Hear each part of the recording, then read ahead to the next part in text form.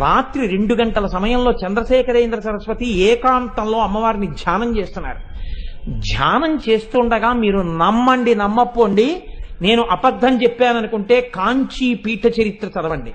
అమ్మవారు వచ్చి చంద్రశేఖరేంద్ర సరస్వతి స్వామి వారి భుజం మీద చెయ్యి వేసి తట్టి పిలిచింది.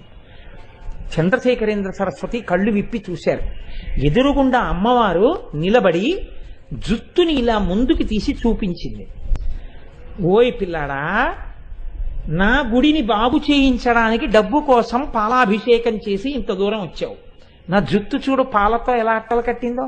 ఇలా ఎప్పుడైనా ఉందా నా జుత్తు? తొందరగా వచ్చి అభిషేకం చెయ్యవా? నా గుడి బాగు చేయించడానికి నువ్వు వెళ్ళి డబ్బు అడగాల? నన్ను అడిగితే నేను ఇవ్వనా అంది. అంతే. ఆయన ధ్యానంలోంచి లేచి వెంటనే బ్రిటిష్ వాళ్ళకి కబురు చేశారు, తలుపులు తీయండి, నేను కంచె వెళ్ళిపోవాలి.